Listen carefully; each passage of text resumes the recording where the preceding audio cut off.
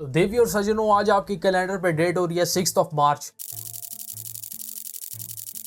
मार्च जो कि Real Madrid का बर्थडे है। आज रियल मैड्रिड अपनी 124th एनिवर्सरी सेलिब्रेट करेगा। लेकिन भाई इस 124th एनिवर्सरी के मौके पर मैं आज आपसे कोई क्लब हिस्ट्री के बारे में बात नहीं करने वाला, क्लब की क्या अचीवमेंट्स रही हैं इसके बारे में बात नहीं करने लगा, या क्लब से कितने दिग्गज खिलाड़ी निकल गए हैं इसके बारे में बात नहीं करने वाला। आज की 124th एनिवर्सरी के मौके पर हम बात करने लगे हैं कि क्या क्राइसिस है रियल मैड्रिड में, crisis at Real Madrid city. भाई इन क्राइसिस को समझने के लिए जरा हमें पिछले सीजन दोबारा रिवाइंड करके जाना पड़ेगा।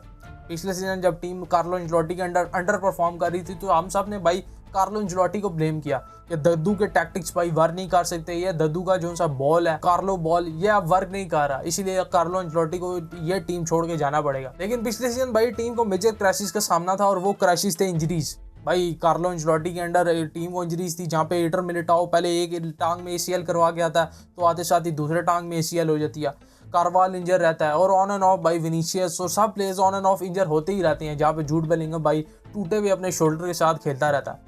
भाई at the end of the season भाई कार्लो एंचेलोटी को तो हमें खैराबाद कहना पड़ता है, कार्लो एंचेलोटी क्लब छोड़ के चले जाते हैं।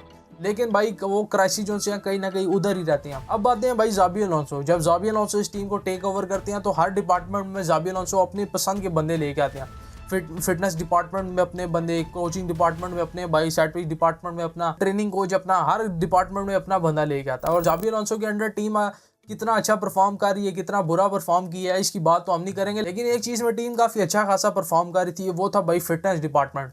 फिटनेस डिपार्टमेंट में ज़ाबी अलोंसो के अंडर टीम को कोई ज़्यादा मेजर प्रॉब्लम हो ही नहीं। ये ज़ाबी अलोंसो आते हुए अपने साथ नए प्लेयर्स लेके आया था, जैसे ट्रेंट, डीन ऑयसन, करेरास वगैरह, इन सब, फ्रैंको मस्तनतोनो। तो शायद हमें ये चीज़ें भाई नज़र नहीं आई। लेकिन भाई इस आर्बेलोआ की टीम और कार्लो एंचेलोटी की टीम में एक चीज़ भाई कॉमन है, वो है इंजरीज। और इंजरीज के साथ जो एक फेस कॉमन है वो है पिंटस भाई काफ़ी टाइम से रियल मैड्रिड के साथ है, कार्लो एंचेलोटी के साथ है, जेरार्ड ज़िडान के अंडर भी, यानी काफ़ी लंबे अरसे से पिंटस इस टीम के साथ एज अ फिटनेस कोच है। लेकिन भाई आप पिंटस के ट्रेनिंग मेथड पे सवाल उठना शुरू हो चुके हैं, या इन जनरल कहूँ तो पूरे मेडिकल बोर्ड, पूरे फिटनेस बोर्ड पे सवाल उठना शुरू हो चुके हैं। पिंटस के पास पता नहीं कौन से फ्लोरेंटिनो पेरेस की एप्स्टीन फाइल्स हैं, जहाँ पे भाई कार्लो एंचेलोटी के अंडर उसे सेकंड डिवीजन में कस्टिया के साथ ट्रेनिंग कराने के लिए छोड़ दिया था। ज़ाबी अलोंसो के जाने के बाद एक मरतबा फिर से भाई पिंटस को ट्रेनिंग कोच बना दिया जाता है और फिर से भाई साहब वही इंजरीज, वही सब चीज़ें दोबारा भाई नजर आनी शुरू हो चुकी हैं।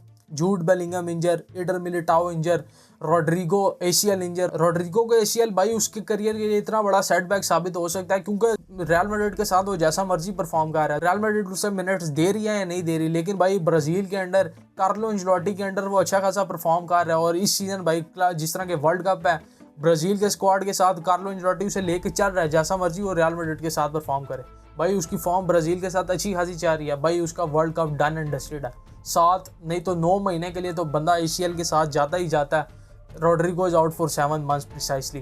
तो भाई पिंटस के ट्रेनिंग मेथड पे सवाल उठता है कि पिंटस भाई ऐसा क्या इस टीम के साथ कर रहा है, जो कार्लो एंचेलोटी के अंडर भी भाई इंजरीज थी और इस टीम के अंडर भी इंजरीज है। प्लेयर जैसे किलियन एम्बापे, जूड बेलिंगम भाई पेरिस जा रहा है, किलियन एम्बापे पेरिस जाके भाई वहाँ पे अपना ट्रेनिंग वगैरह कर रहा है, वहाँ की मेडिकल टीम के साथ, फिटनेस कोच के साथ राब्ते में उनके साथ भाई अपना टाइम स्पेंड कर रहा है, वहाँ पे रिकवर करने की कोशिश कर रहा है। जूड बेलिंगम लंदन गया हुआ है और वो वहाँ पे अपनी मेडिकल टीम और वहाँ के अपने नेशनल टीम के फिटनेस कोचेस के साथ भाई उनकी सर्वेलेंस में रह के प्रैक्टिस वगैरह कर रहा है, उनकी सर्वेलेंस में रह के अपनी इंजरी से रिकवर कर रहा है। तो भाई ये बोर्ड के ऊपर एक सवाल उठता है कि इस मेडिकल टीम और पिंटस के पास कौन सी फ्लोरेंटिनो पेरेस की एप्स्टीन फाइल्स हैं कि भाई वो पिंटस को जाने नहीं दे रहा। इस मेडिकल बोर्ड को भाई स्टडी करने की ज़रूरत है, नहीं तो रियल मैड्रिड का सीज़न तो मेरे हिसाब से काफ़ी हद तक डन एंड डस्टेड ही है।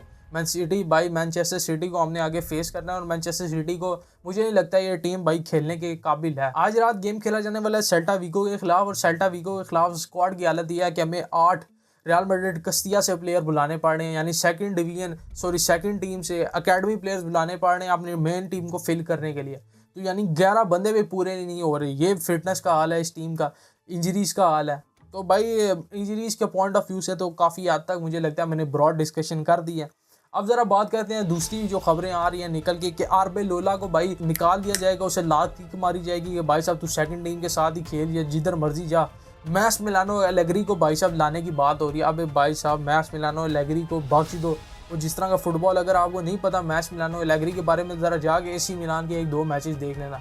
भाई अच्छा भला वो टॉप ऑफ द टेबल था, उसका राम बॉल, उसके तालिबान बॉल की वजह से उसने टीम को भाई बेड़ा गर्क कर दिया। अच्छी भली लीड पे थी एसी मिलान, वो थर्ड या फोर्थ स्पॉट पे आ रही है। सासुलो जैसी टीमें जो अब सीरी बी से भाई क्वालिफिकेशन करके आई हैं, वो आके भाई एसी मिलान को पेर रही हैं। तो भाई मैं तो हाथ जोड़ के माफ़ी मांगता हूँ, इससे जाबी अलोंसो को ले आओ, रूबन एमोरिम को ले आओ, भाई एंसो मैरेस्का को ले आओ, किसी को भी ले आओ, लेकिन ये मैच मिलानो एलेग्री वाली बकवास देखी नहीं जाएगी। किलियन एम्बापे और जूड बेलिंगम भाई अब फुल जोर लगा रहे हैं कि वो किस तरह मैनचेस्टर सिटी के खिलाफ रिटर्न कर दें, लेकिन मुझे लगता नहीं अगर वो रिटर्न कर भी गए तो वो फर्स्ट लेग खेल पाएंगे, क्योंकि भाई साहब इंजरीज के बाद आना, एकदम आना, और भाई साहब जिस तरह का मेडिकल बोर्ड मैंने डिस्क्राइब कर दिया, पिंटस को मैंने डिस्क्राइब कर दिया कि भाई साहब रोड्रिगो को नॉक हुआ है, वो 30 मिनट खेलता, उसके बाद ACL हो जाता। तो ये मैनचेस्टर सिटी के खिलाफ अगर जूड और किलियन एम्बापे रिटर्न कर भी गए तो भाई साहब वो गेम खेलने वाले हैं। इसके अलावा ट्रांसफर मार्केट में रियल मैड्रिड नजर रखे हुए है और एक मरतबा फिर से इब्राहिमो कोनाटे का नाम आने शुरू हो गया कि इब्राहिमो कोनाटे को Real Madrid as a free agent Real Madrid sign कर सकती है। तो भाई साहब इब्राहिमो कोनाटे को भी उसकी जान छोड़ी थी,